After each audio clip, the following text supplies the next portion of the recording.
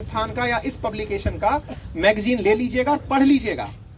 बस उसे पढ़िए और आगे बढ़िए, साल मत लगाइए, मर्जी आपकी है। हम अपना तरीका बता रहे हैं। एग्जाम जब जितनी बार भी निकाले हैं, हर बार एग्जाम से पहले महीने या 1.5 महीने पहले करंट अफेयर की मैगजीन उठाए, जो 2-5 ट्रेंडिंग में होती थी, दुकान वाले के पास पहुंच गए कि भैया बता दो कौन सी ले। बोले भैया ये सबसे ज्यादा बिक रही है। हमने कहा चलो हम भी पढ़ लेंगे, खत्म हो गया कहानी। अब वो आपका समय है, आप उसे कैसे इन्वेस्ट करते हैं। नेक्स्ट, हाँ भैया आप बताइए।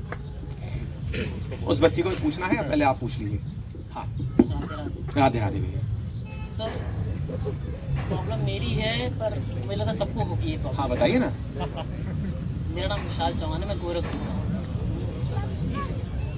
पोटेंशियल है, जॉब भी निकाल लेंगे ऐसा लगता है, पर 2 साल पहले फादर एक्सपायर कर गए और फाइनेंशियल बहुत ज़्यादा टूट गए। अभी बोल रहा हूँ तो मेरे को नहीं ठीक है, कोई दिक्कत नहीं है। बोला अब पैसे की और दिक्कत आ रही है और पढ़ाई में मन भी नहीं लग रहा इस वजह से। सुबह उठते हैं तो सोचते हैं कि यार पैसे कहाँ जुगाड़ करेंगे अगले महीने के लिए। ठीक है। और इसी वजह से हम पढ़ाई भी नहीं हो पा रही है और एग्जाम में 2 नंबर 1 नंबर से पूछा रहे हैं। ठीक बात है। तो इसको कैसे सॉल्व किया जाए? और मैं एक स्टोरी सुनाता हूँ, आपके ही जवाब में आपका मोटिवेशन बनेगा। हालांकि किसी और की निजी जिंदगी आपके साथ साझा करूंगा, क्योंकि आपने सबके साथ साझा कर दी है। बैठिए, और मेरी और हमारे इस पूरे परिवार की सांत्वनाएं आपके साथ है। ईश्वर आपको शक्ति दे।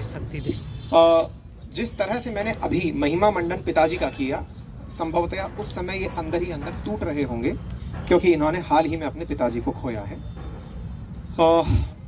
सांत्वनाओं के साथ मैं आपको बात आगे बढ़ाता हूँ। मैं जब IIT में था, एक लड़का था, नाम उसका मैं इसलिए बस सरनेम जान लीजिए, क्योंकि किसी की निजी जिंदगी साझा ना की जाए तो अच्छा है। मैं कई बार क्लासेस में जिक्र करता हूँ, गुप्ता सरनेम है उसका। प्रथम नाम नहीं बताऊंगा, भविष्य में पता चले कभी मुझे साथ में देखकर आप पूछ लिए कि सर अच्छा वही वाले हैं क्या। कि उन्हें, आप यूनिवर्सिटी के छात्र हैं या फिर कोई भी ग्रेजुएशन कर चुके PG में जो छात्र हैं, उन्हें पता होगा CSIR एग्जाम लेता है, नेट JRF का, जानते होंगे। जिन्होंने नहीं जाना है जान लीजिएगा। और उसमें भी जो टॉपर होते हैं ना, उन्हें श्यामा प्रसाद मुखर्जी SPM फेलोशिप दी जाती है। अगर जानते हो तो बेहतर है, नहीं तो जान लीजिए। टॉपर्स को दी जाने वाली फेलोशिप है, जिसमें JRF में मिल रही स्कॉलरशिप का लगभग 2 टाइम्स, और लैपटॉप के लिए खर्चा और ये सब कुछ दिया जाता है। लेकिन उसमें सिलेक्शन पाना अपने आप में काफी चैलेंजिंग होता है, क्योंकि बहुत सारे बच्चे पेपर देते हैं। 5 बच्चों को फाइनली को सेलेक्ट करते हैं। SPM फेलो विद्यार्थी था, तो जिस भी इंस्टीट्यूशन में वो बच्चा पहुंचता है, उस लैब की और उस इंस्टीट्यूशन की बड़ी बात मानी जाती है कि यार यहाँ पे भाई SPM फेलो ने एडमिशन लिया है, क्योंकि वो रैंक 1 होता है। अच्छा था, हम उससे मिले तो एकदम सिंगल हड्डी, एकदम जैसा ऐसा लगा कि जैसे कई समय से खाना उसने पेट भर के नहीं खाया है। हमने कहा गुप्ता जी यार ये बताओ कि आपका टॉपर का होने का इतिहास, क्योंकि हर आदमी से, टॉपर से आप क्या जानना चाहते हो, भैया टॉप कैसे किए, क्यूरियोसिटी यही तो होती है। तो हमने कहा यार तुम कैसे टॉप किए गुरु, ये बताओ। तो बोले यार स्टोरी लंबी है, बस इतना जान लो कि संघर्ष अच्छे थे तो जीतने में आनंद बहुत आया। हमने कहा जल्दी से ब्रीफ करो। उन्होंने हमको ब्रीफ किया और बताया कि जब वो ग्रेजुएशन फर्स्ट ईयर में थे भाई ये यहाँ की विरासत है, तालियां हो जाए इसी के लिए। इसी के लिए तो हम यहाँ संगम पधारे हैं।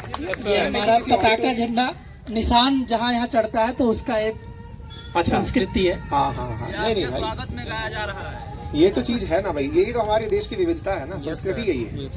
तो हम वापस लौटते हैं। हम उनसे पूछे कि यार तुम एक बात बताओ। बोले सर संघर्ष बहुत थे। हमने कहा बताओ क्या संघर्ष थे। बोले जब ग्रेजुएशन में थे ना, हमारे पिताजी एक्सपायर हो गए। हमने कहा यार सो सॉरी, सुन के बुरा लगा।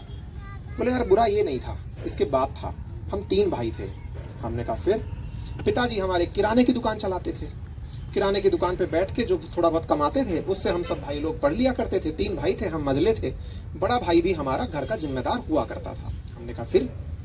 बोले हम जैसे ही BSc खत्म किए, MSc फर्स्ट ईयर में आए, अचानक कोई अज्ञात बीमारी हमारे बड़े भाई साहब के हो गई। हमने कहा भैया उन्हें क्या हुई? बोले वो बेड रिडन हो गए, मतलब कि बेड से उठ नहीं पाएंगे, उस स्थिति में चले गए।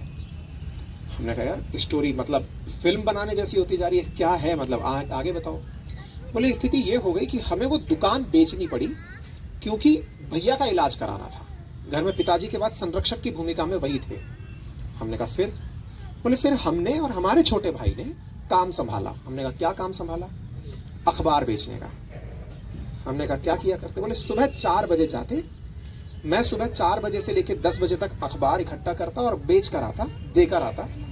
और जो छोटा भाई है वो 10 बजे हमारी ही साइकिल से, क्योंकि साइकिल एक ही थी, वो पूरे मार्केट में पॉलीथीन सप्लाई करने जाता। इस तरीके से हमने अपने भाई का इलाज करवाया और हम पढ़ते रहे। हमने कहा यार दुखद रहा लेकिन तुम फिर भी सफल हो गए। कैसे सफल हुए? बोले स्टोरी यहाँ पे भी नहीं रुकी। हमने कहा फिर क्या हुआ? बोले साल भर बीता था कि इन दोनों स्थितियों में भाई की जो शादीशुदा जिंदगी थी उसमें तलाक हो गया, क्योंकि भाभी छोड़कर इसलिए चली गई कि बच्चों को मैं नहीं संभालूंगी, आदमी कमाता नहीं।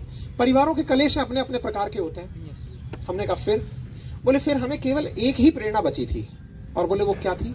कि हम कैसे ना कैसे करके पैसे कमाएं ताकि इस कलेश की असली जड़, भैया बीमारी का इलाज नहीं करा पाए पैसे के कारण, भाभी छोड़ के बच्चे चली गई पैसे के कारण, दुकान बिक गई पैसे के कारण, हमें बस पैसा कमाना है। वो बच्चा सुबह अखबार बेचने के बाद से लेके शाम 6 बजे तक होम ट्यूशन जाके देना शुरू किया। शाम को 6 बजे से लेकर के 12 बजे तक खुद की पढ़ाई के लिए निकालना शुरू किया। आपको जानकर आश्चर्य होगा, और मैं ये कोई बनावटी स्टोरी नहीं बता रहा हूँ क्योंकि आपके पूछते बना रहा हूँ, उस लड़के की आंखों का पानी सूख चुका था जब वो IIT आया था।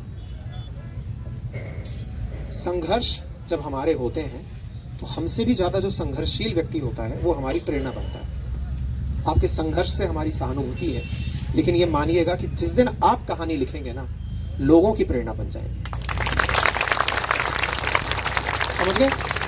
तो अपने आप को कमजोर नहीं पटकना है, कहना है कि ये तो अब स्टोरी और अच्छी बिकेगी, अरे अब तो ये किताब का मटेरियल हो गया है, अब तो ये स्टेज पे खड़ा होकर कहने लायक मटेरियल हो गया है। एक दिन सर भी हमारी कहानी किसी को सुनाएंगे, अब ये कहानी बन गई। ठीक है? और निराश बिल्कुल नहीं होना है।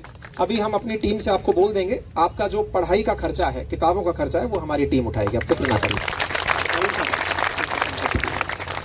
चलिए और बताइए।